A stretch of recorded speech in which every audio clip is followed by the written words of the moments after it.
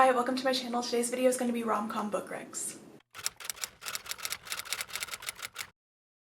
So I'm just going to be sharing 5 rom-com books that I read this year that I just absolutely loved. I personally really love rom-coms, so I'm always looking for books in this genre to read. And these 5 books specifically just really stood out to me. I rated them all 5 stars. So I'll just go through each of them and give like a brief synopsis and just some brief thoughts on them. So these books are pretty popular like on TikTok and Instagram, so if you are on either of those platforms then you've probably seen them a lot. But I'm hoping this will still be useful, especially if you're someone who doesn't really read like rom-coms or contemporary romance, then these are just some great books that I would recommend to start with. But the first book I want to recommend is Josh and Hazel's Guide to Not Dating by Christina Lauren. This book was one of the first rom-coms I read this year and it really like solidified my love for this genre. And I feel like this book is just like a true definition of what a rom-com is supposed to be. But it basically follows these 2 best friends, Josh and Hazel, and they met when they were in college, but they didn't really become friends until they reconnected like a few years later. She is friends with his sister, that's kind of how they reconnected. And basically they kind of become friends and they do open up to each other a little bit about their dating lives, which for both of them, it hasn't gone very well in the past. So they both decide to start setting each other up on dates. So they start going on these double dates together and each date kind of just gets progressively worse. And then it gets to a point obviously where there's very clear chemistry between the 2 of them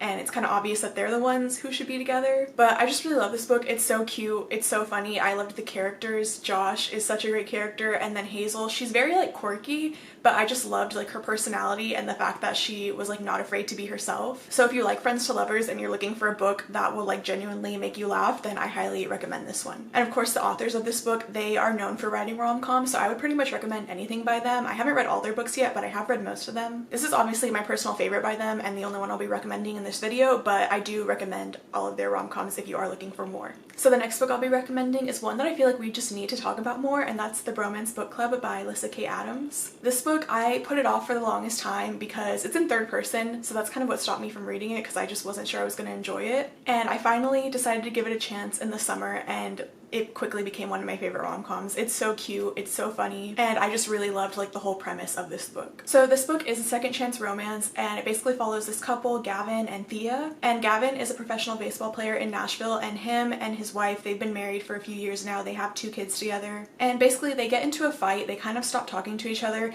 and eventually it kind of just like builds up to the point where Thea tells Gavin to move out. So she then asks for a divorce, but Gavin is not ready to give up on her and give up on their marriage. So he decides that he needs to do something to fix it. So a couple of his teammates and his friends, they get together, they come and help him, and basically they have like this romance book club where they kind of help each other like fix problems in their relationships or in their marriages. So they give Gavin this romance book and they basically tell him to read it and kind of use that as like his manual to help fix his marriage. And yeah, I really love this book. I love the fact that he was basically trying to like win his wife over again, so he starts to like date her again and kind of like fall in love with her all over again. It is part of a series, but it is a standalone though, so the other books follow like other characters that were in this one. But yeah, this book, like I said, is so cute. I am really looking forward to reading the rest of the series, but I did love this book so much that I'm kind of worried I'm not going to love the rest of the books as much, so that's kind of what's been stopping me from reading them.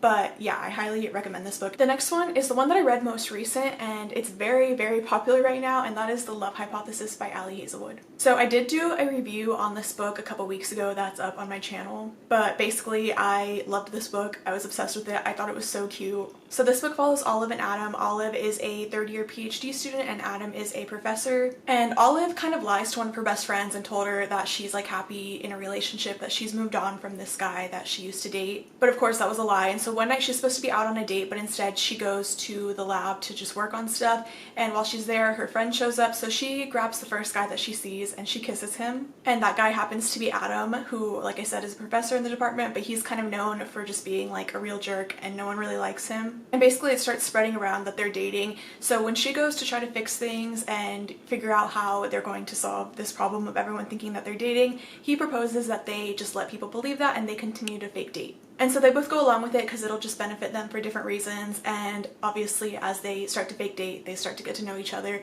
and they eventually fall for each other. And this book is just so cute. I loved it so much. It's very hyped up, but I do think that it's very much worth it. But yeah, I don't have too much else to say about it because I did do like a whole review on it, so if you are interested in knowing more, you can definitely watch that video. I will put a link to it. The next book is one of my absolute all-time favorites, and that is People We Meet on Vacation by Emily Henry. So this book was very hyped up on like TikTok TikTok and Instagram, and it's just an amazing book. I feel like I don't really know how to explain it, like why I love this book so much. I just loved everything about it. Like, I loved the characters. It follows Poppy and Alex. They are two best friends. They met in college, and they go on like vacations every year, and they kind of stop talking like I think 2 years before the present day, and Poppy decides that she wants to fix things with him, so she invites him on another vacation and he agrees to go. And basically she is trying to fix their friendship, fix their relationship, and like patch things up because something obviously went wrong 2 years ago. And so the book switches between like the then and now, and you kind of see like what happened in the past